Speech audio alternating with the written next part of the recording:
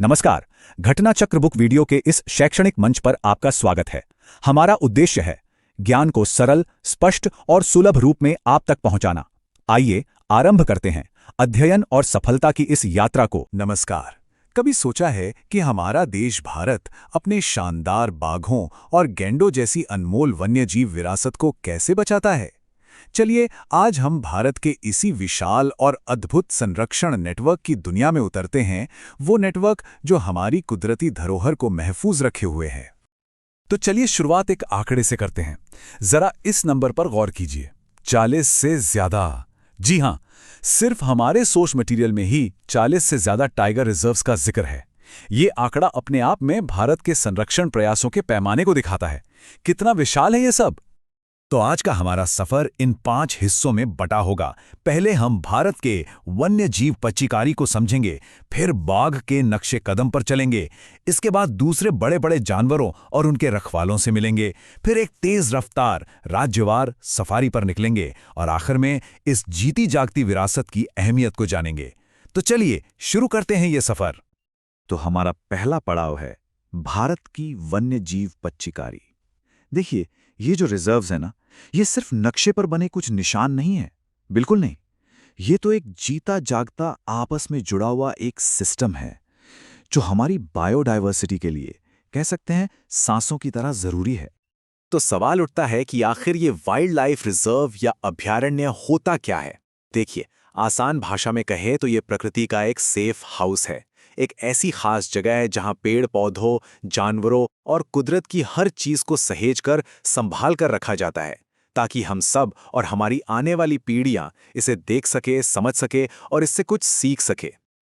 चलिए अब आते हैं हमारे दूसरे सेक्शन पर, बाघ के 5 चिन्हों पर। हमारे सोर्स मटेरियल में अगर कोई एक जानवर है जो सबसे ज्यादा उभर कर आता है तो वो है बाघ, भारत के वन्य जीवन का सबसे बड़ा प्रतीक। तो चलिए सीधे भारत के कंजर्वेशन के दिल में उतरते हैं, यानी टाइगर रिजर्व्स के दुनिया में। तो यहां देखिए कुछ खास टाइगर रिजर्व्स और वो किन राज्यों में हैं। जरा इनके फैलाव पर गौर कीजिए। एक तरफ पश्चिम बंगाल का बुक्सा है तो दूसरी तरफ एकदम पूर्व में अरुणाचल प्रदेश का नामदफा। मतलब ये संरक्षित इलाके पूरे देश में फैले हुए हैं। ये दिखाता है कि बाघों को बचाने की हमारी कोशिश कितनी बड़ी और कितनी व्यापक है। और हां, यहां एक बहुत ही दिलचस्प बात भी है। ये जो पेंच टाइगर रिजर्व है ना, ये बहुत यूनिक है क्योंकि ये 2 राज्यों में फैला हुआ है, मध्य प्रदेश और महाराष्ट्र। ये बात हमें क्या सिखाती है? यही कि कुदरत, प्रकृति, वो इंसानों की बनाई सरहदों को नहीं मानती और इन जंगलों को बचाने के लिए राज्यों का मिलकर काम करना कितना कितना ज्यादा जरूरी है। ठीक है, तो अब चलते हैं हमारे तीसरे सेक्शन पर, विशालकाय जीव और उनके संरक्षक। देखिए, बाघ तो कहानी का एक बहुत अहम हिस्सा है, लेकिन भारत के जंगल और भी कई शानदार बड़े बड़े जीवों का घर हैं। तो आप जरा अपना फोकस उन पर करते हैं।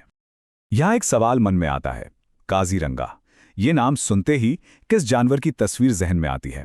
आखिर काजीरंगा किस लिए दुनिया भर में इतना मशहूर है? बिल्कुल सही, एक सींग वाला गैंडा। और काजीरंगा सिर्फ इसके लिए मशहूर ही नहीं है, बल्कि इस शानदार जीव का ये दुनिया का सबसे बड़ा और सबसे अहम घर भी है। ये टेबल बड़ी अच्छी तरह से दिखाती है कि कैसे हर पार्क एक हीरो की तरह किसी खास प्रजाति की ढाल बना हुआ है। काजीरंगा गैंडों के लिए, गिर एशियाई शेरों के लिए, सुंदरबन रॉयल बंगाल टाइगर के लिए और पेरियार हाथियों का घर है। इसका सीधा सा मतलब यह है कि हर रिजर्व हमारे इकोसिस्टम का एक मजबूत पिलर है, एक जरूरी स्तंभ है। तो अब तैयार हो जाइए एक तेज रफ्तार सफारी के लिए, क्योंकि हमारे चौथे सेक्शन में हम यही करने वाले हैं, एक क्विक टूर जिसमें हम देखेंगे कि कौन सा नेशनल पार्क भारत के किस राज्य में है। चलिए शुरू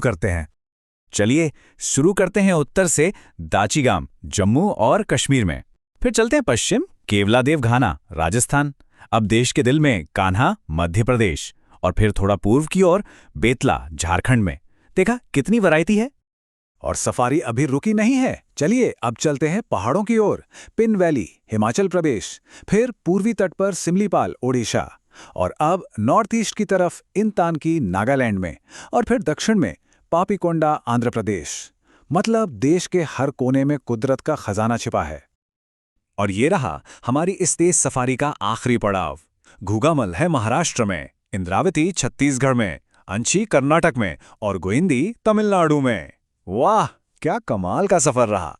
इस एक झलक में ही हमने जैसे पूरे भारत का चक्कर लगा लिया।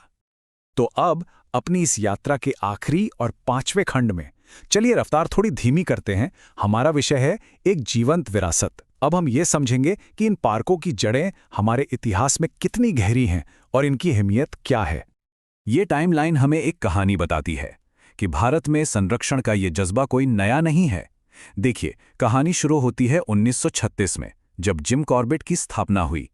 फिर 1955 में कान्हा बना, 1974 में काजीरंगा को नेशनल पार्क का दर्जा मिला और 1984 में साइलेंट वैली बना।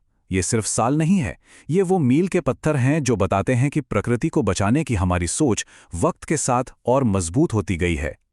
और इस पूरी बातचीत का जो सार है, जो निचोड़ है, वो शायद इस एक लाइन में है।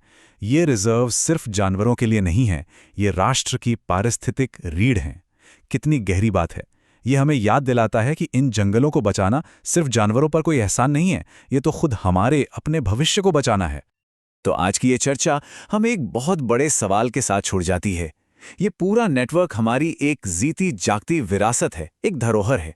पर सवाल ये है कि हम सब मिलकर ये कैसे पक्का करें कि ये विरासत आने वाली पीढ़ियों के लिए भी ऐसी ही हरी भरी और जिंदा रहे। ये एक ऐसा सवाल है जिसका जवाब हम सबको मिलकर खोजना होगा।